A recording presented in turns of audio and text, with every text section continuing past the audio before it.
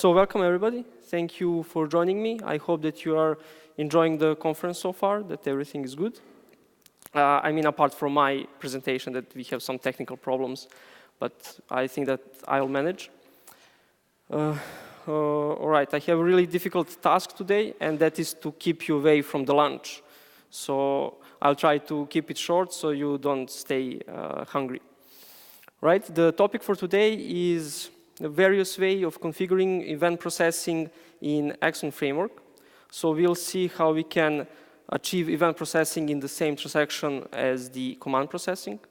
We'll see how to achieve loose coupling with our event processing and how to improve horizontal and vertical scalability. All right, a little bit about myself. My name is Milan Savic, and I come from Novi Sad, that's city in Serbia. I work as software engineer at Axonic for a bit over a year now. I work there as one of contributors to Axon framework and to Axon server. Here are my handles, so if you want to follow me, please don't hesitate. All right, so let's start this presentation by assessing the audience. So I would like to know how much do you know about the Axon framework? We'll do this by using Mentimeter application. So if you can go and visit www.menti.com on your phones or your laptops and use the code 223467. Oh, okay. I see that it's working. That's good. I'll give you a few moments to do that.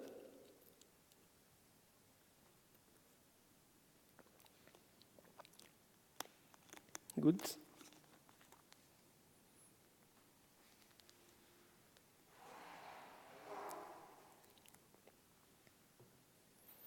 All right, so there is only one yes, I guess, or even more. Oh, that's good.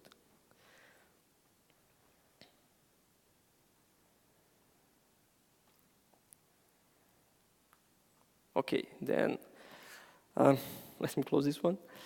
And let's move on. So I guess that I will have to tell a few. To tell a few words about the Axon itself. So Axon framework is free and open source Java framework for building applications that are based on JVM. So applications that use Axon framework usually want to benefit the most from concepts like domain-driven design, command query responsibility segregation, and event sourcing. On the slide here, we can see a really high-level architecture of one Axon application. So on the left side, we can see a UI, and we have usually a user that's interacting with that UI. It will send a command to our command handling components. So command is a message that represents a intent that something needs to be changed within our system. In Axon, everything, in fact, is a message, so it is a really heavy message-driven framework.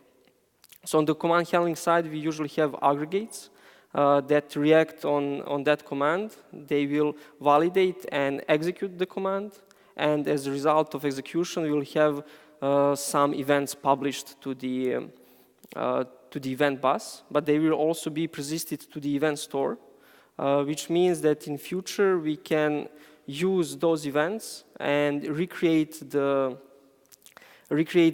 current state of the aggregates, so to event source the aggregates.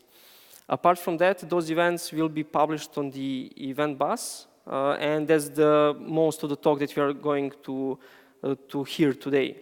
So we will focus on the publishing events, so the way we can process those events. There are two main types of event processors in Axon framework. The first one is subscribing event processor, and the second one is tracking event processor. All right, so processors take care that our events are dispatched to the event handling components, so to our event handlers that do the transformation of those events to our view models. And those view models are stored in our view model storage. And the last message that the Axon knows of is a query message. So that one will be sent to query the current state of our view models, so a user can see effect of issuing a command. So this is all cool in one JVM.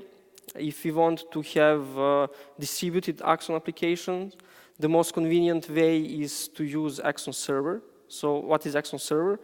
Axon Server is infrastructural component that takes care of routing messages between several Axon nodes, and that also persists events. So it acts as event storage in this case. It comes in two flavors. The first one is standard edition, which is free and soon to be open sourced edition. And there is, of course, enterprise edition, which has a bit more features. All right. So subscribing event processors.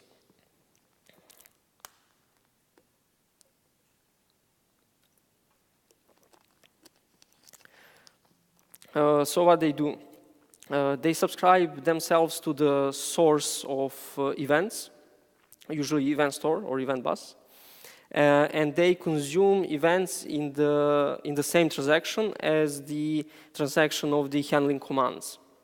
So what that gives us? That gives us that if we do a validation of events, and if we want to roll back the transaction, we have the possibility to roll back the transaction that's responsible for handling commands. However, that's not always the case. In some cases, we want to process those events in different thread.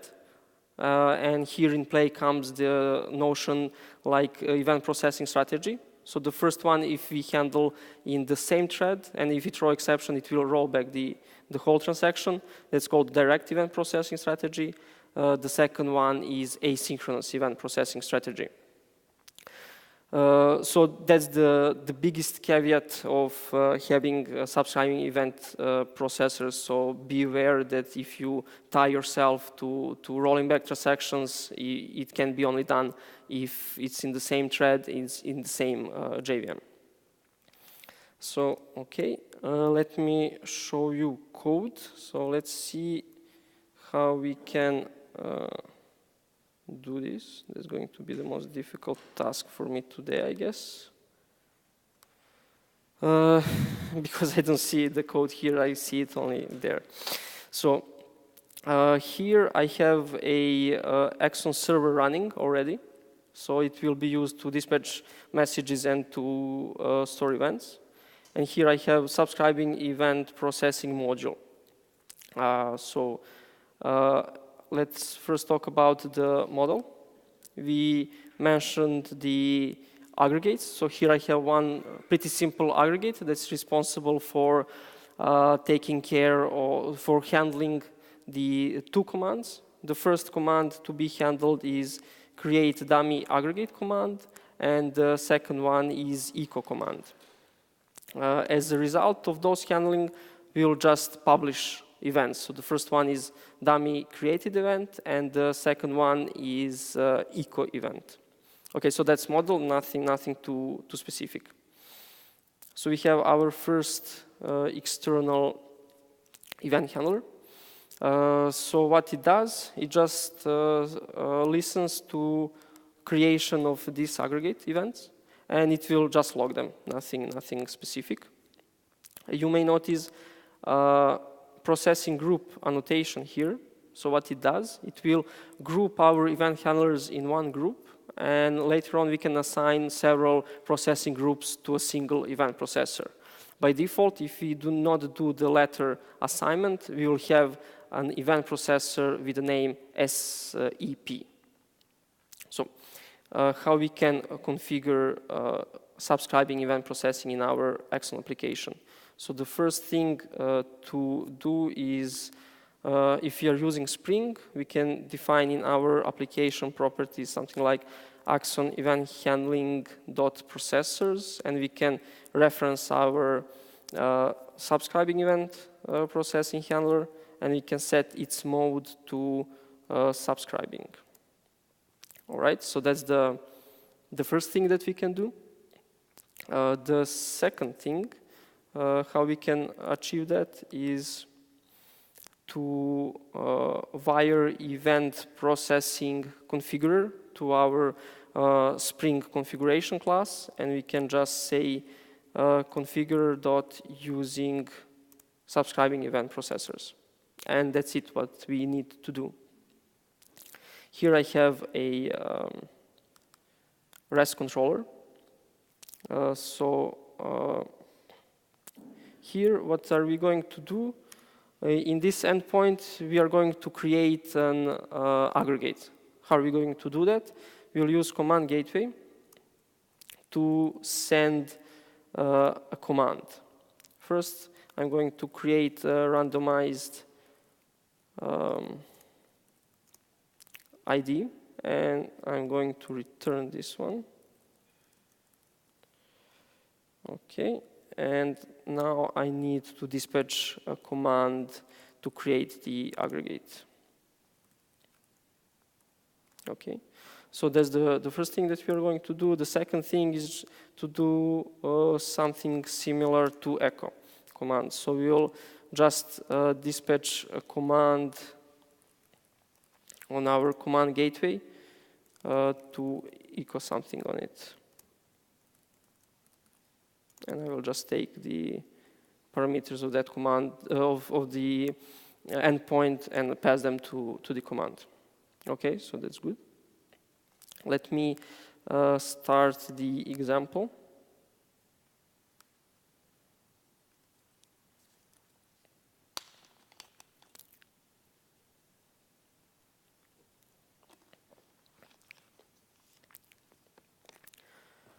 Okay. So while this one is starting, we can take a look at some test cases that I prepared. So right, this one is started.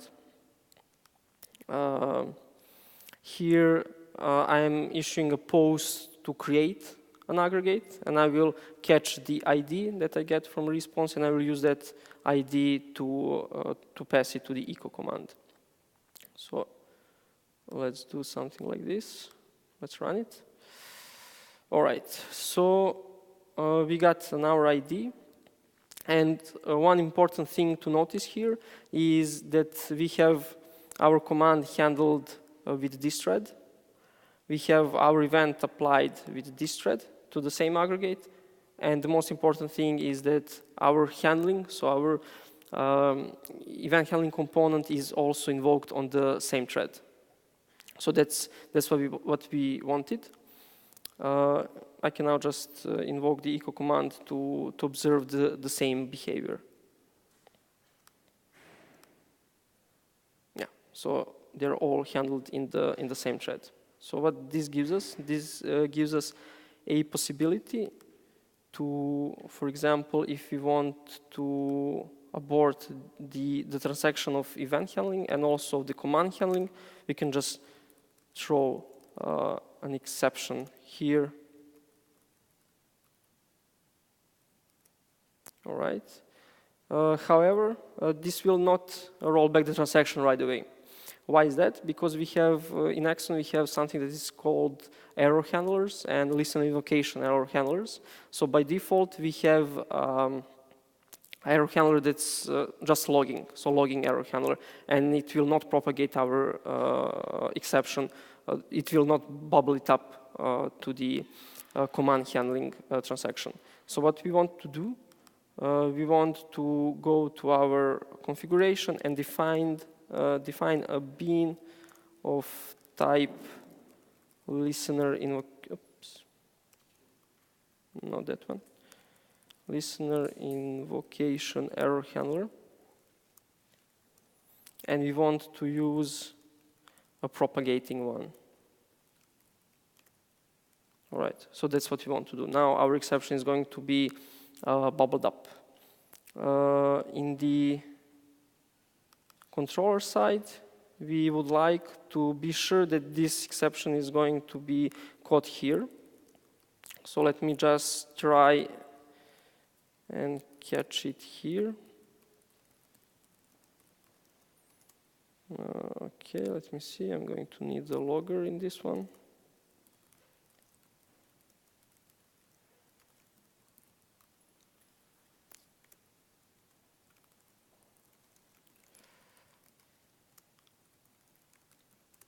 It's really fun to type and watch in that monitor.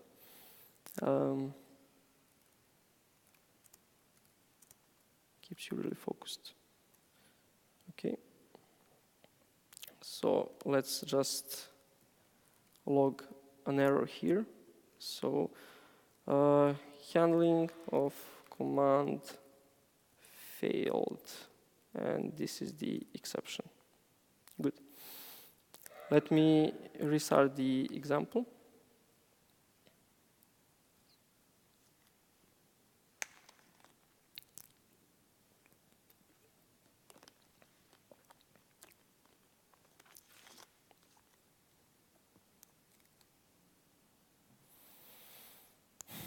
All right, it is started.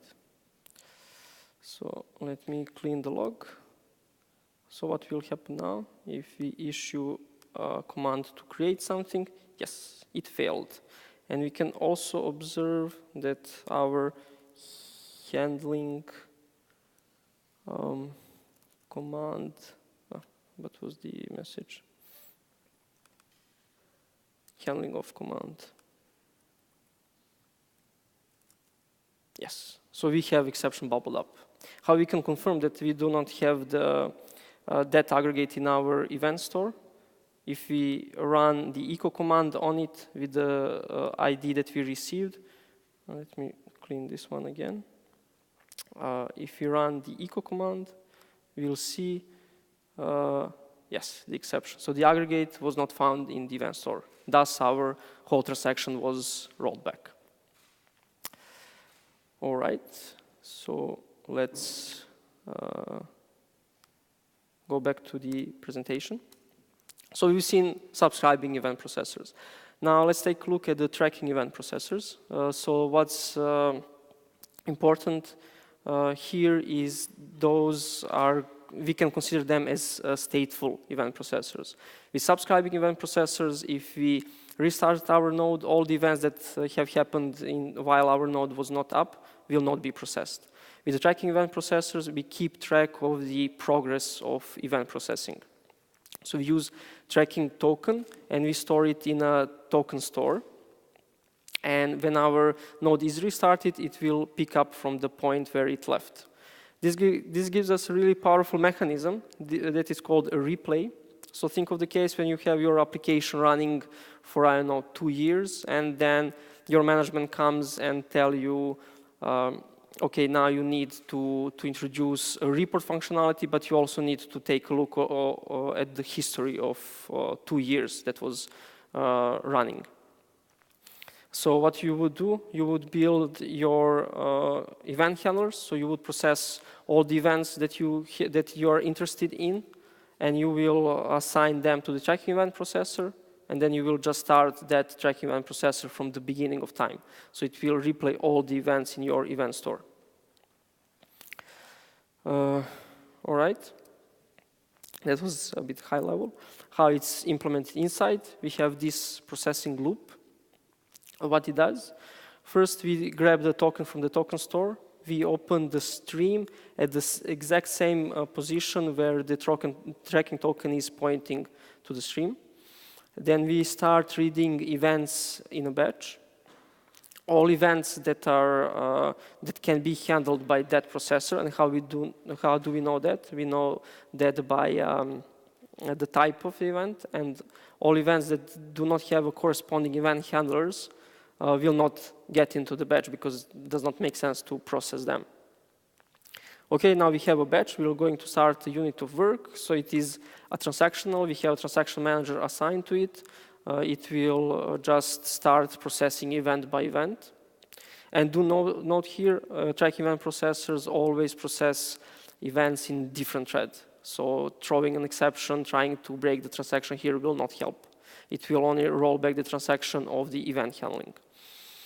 At the end of processing of unit of work, we'll just update the tracking token to its position. So when we have a node restart, it will pick up where it left off.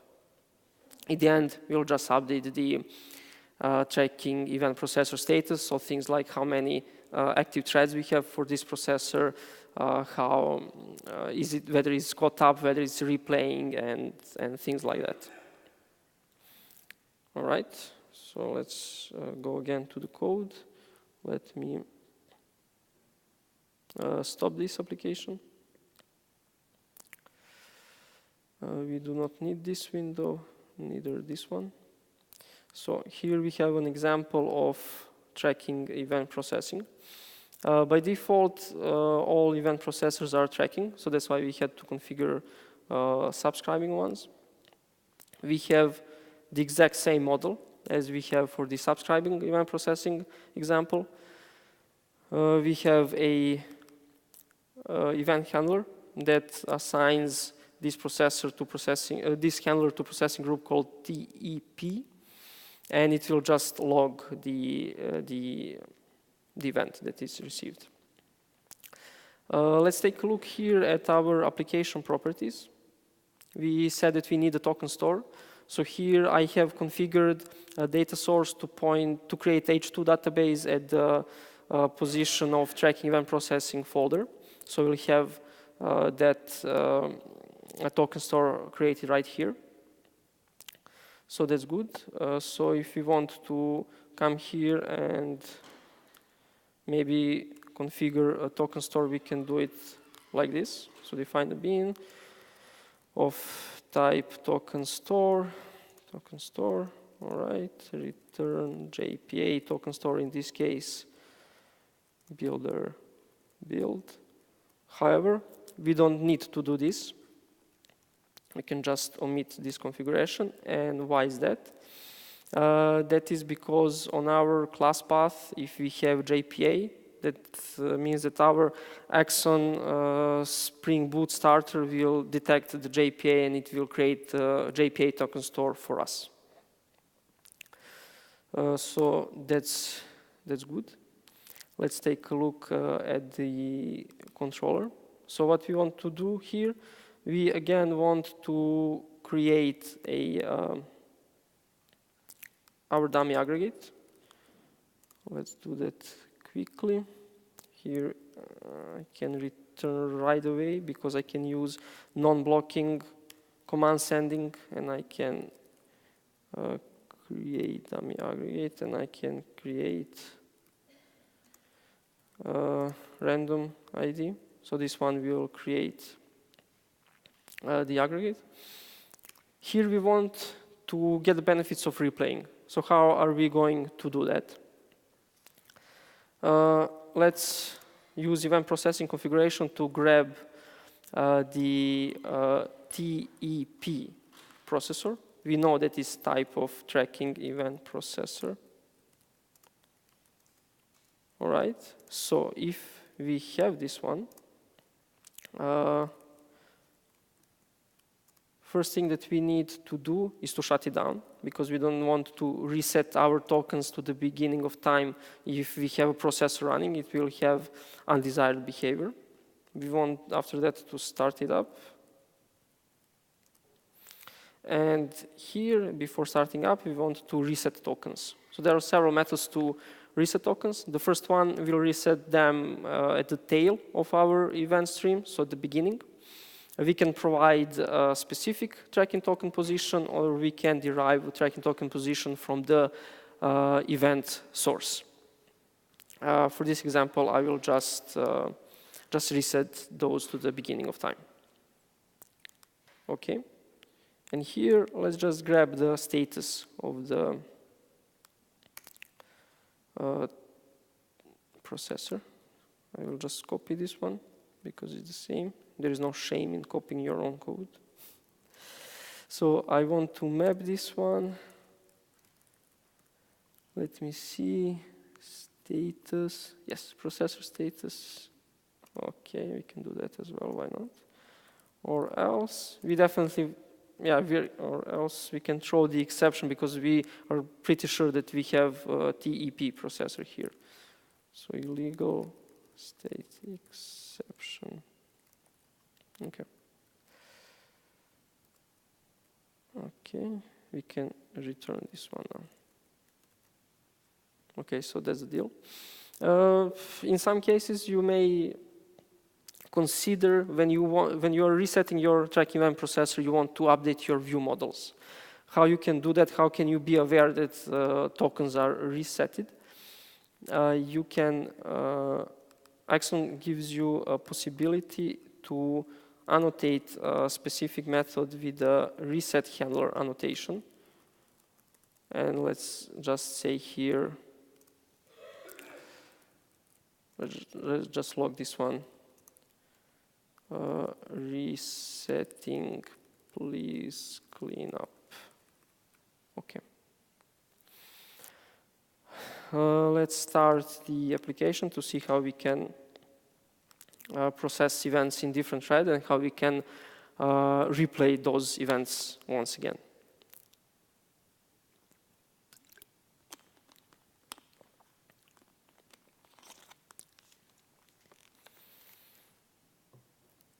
All right, it is started.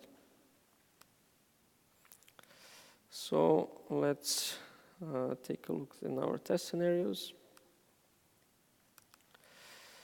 So here, let's create one aggregate. Here you may notice already that our handling is done in different thread. See, this is where we receive the command, and this is now a different thread. Okay, we can issue, I don't know, several of those, 2, 3. And now, if we trigger a replay, yes. So if I search for handling, you'll see that here we have 3 matches. So we just replayed all the events. All right. If I want to grab the status of this one, here I see something that is segment that we'll just touch base on in a second. We can see that our event processor is caught up. We can see that global index is 4. Why is 4? I can show it to you, or maybe not, maybe yes. Yeah, sorry, it's on this screen. Okay. Why is 4? Because that's our last token. The first is the first 2 are from the previous example. Okay, so this is the Axon server dashboard for events. Okay, good. Let's go back to presentation. So parallel processing, how we can do that?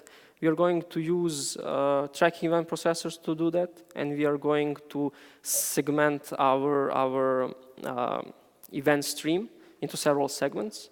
So what does that mean? That means that we are going to have in our token store to have an entry per tracking token per segment. So we can assign several threads to our tracking event processor, and they will work on their portion of event stream. So what is essentially a segment? A segment is consists of an ID and a mask. When you combine those two and you mask the identifier of event, you will get true or false. So whether that event is for you or not. So that's how the parallel processing is achieved in Axon. You may think whether you want to process all events in parallel. So think of the case where you have a create order event and item placed in order event. You don't want to process those in parallel. You want to process those sequentially, right? And how is achieved? There is a notion of sequencing policy. So you can either process all events in sequence. So there is no parallelism there. You can use full concurrency policy. So you can process all events in parallel. which may be interesting in some cases. But the most interesting one is what is default in Axon is processing sequencing policy that says sequential per aggregate. So all events that come from a single aggregate will be processed in a sequence. So you don't want to mix, as I said previously, order created and order item placed in order events. Okay, so let's take an example how we can do that. Let me stop the previous one. No need for this one, no need for this one. Okay, let's see parallel event processing.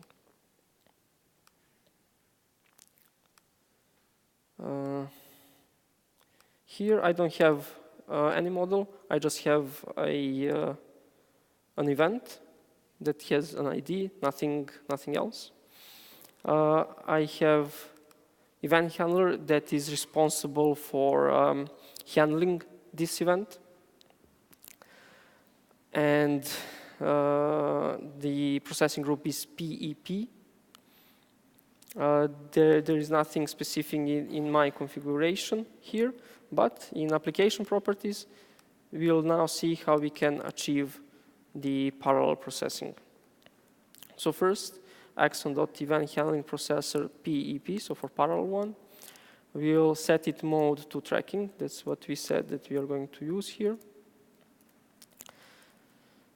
We are going to set initial segment count. There is functionality in Axon that you can merge and split segments, but I don't have time to show you this today. But it is possible. That's why we have initial segment count. Let's say we are going to use 4 initial segments, and then we are going to set the thread count, and we want to use 4 threads. So we'll have, in this node, we'll have 4 threads active simultaneously, so in parallel processing on 4 segments. All right, let's take a look at the controller. We already have status implemented here, and here let's just iterate and just, publish those events on event bus directly. So event bus publish. Let's just say generic event message as event message, and we want to dispatch our event. We're going to create an ID for it here. String ID. Let's use the index just to see the sequence of events, and let's use UUID so that we don't have clashes with our event identifiers. Okay, so this is the ID. Okay, let me start up this example.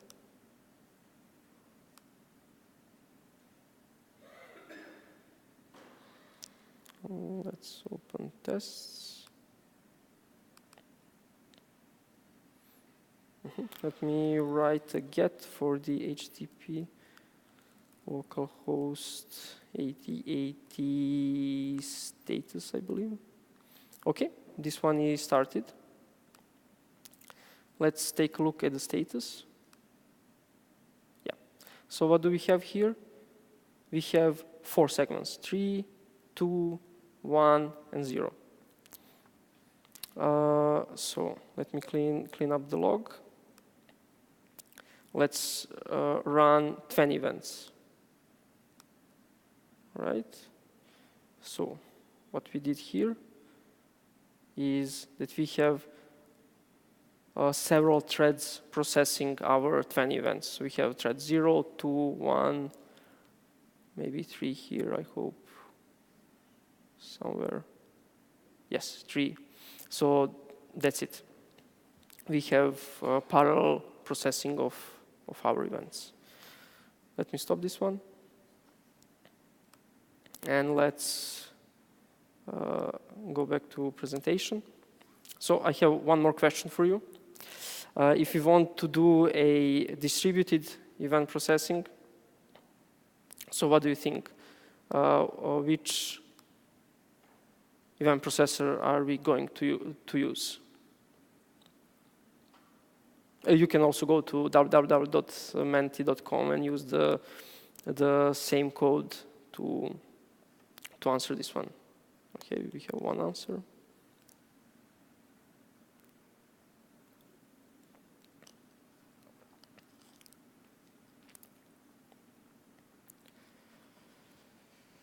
Let me see how we are doing on time.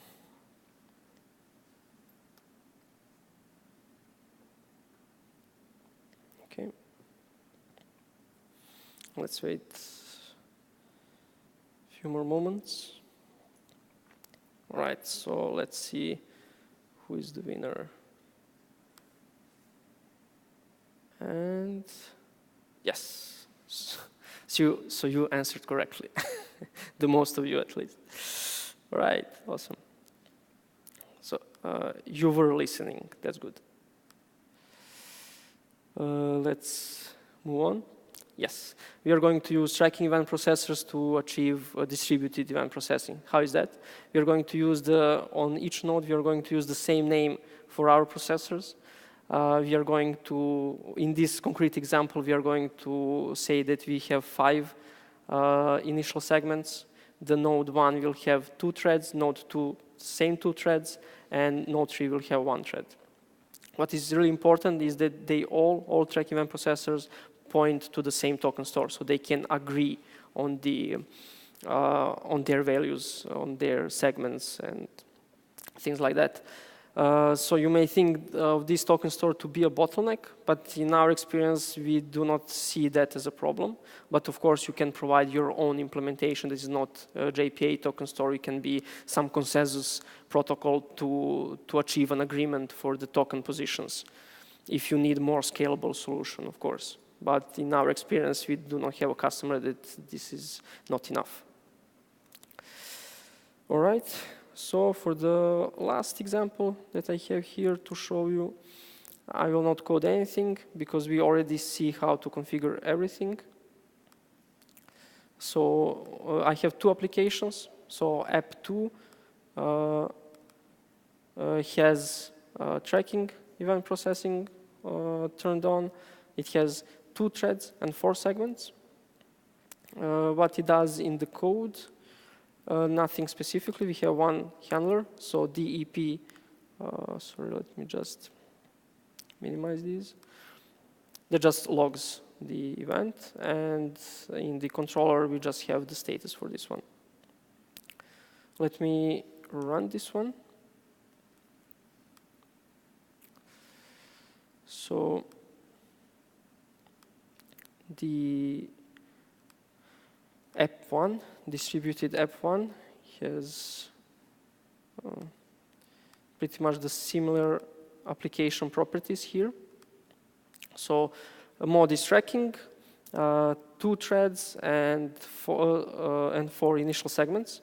One important thing which I forgot to mention with the app 1 is that it points to the same token store. So this is the app 1 configuration. It points to the token store inside this folder. And for app 2, it points to the same token store. Okay, the code for the app 1 is slightly different. So here we have the same handler. It has the same processing group. But here in the controller side, this one will publish events and consume them. Okay, let me start up this one as well. So while the second one is starting, the first one is starting, let me clean the log of second one. Yes. Let's check the status of this one.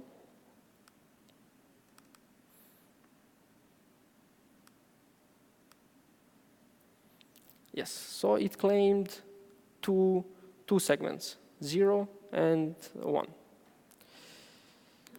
That's good. Let me see. The first one is still starting, or it started.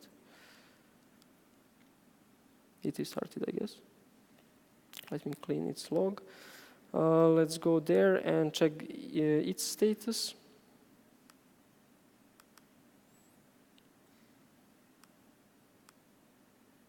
Yeah, so we can see that this one claimed token 3, segment 3 and 2. So they now have splitted work. Let's publish 10 events. Let me clean this log.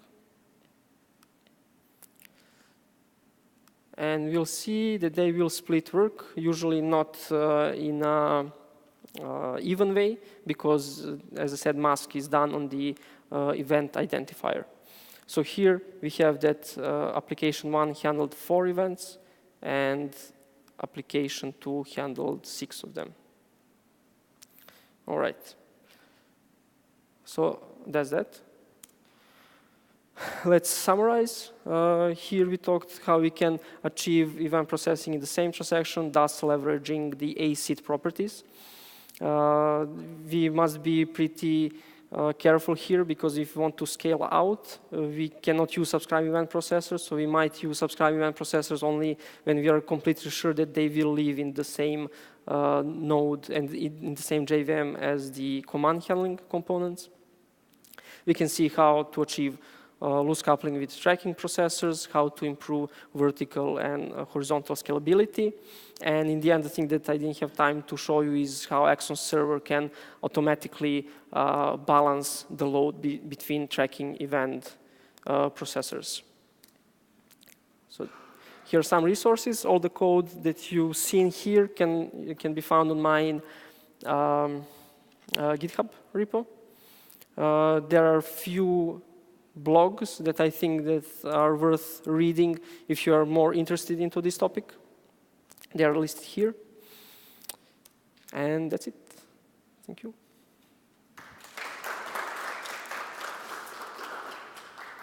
And yes, the last one. Just please, if you want, leave any feedback. What do you think about this presentation, whether it's good or not? Yes, so questions.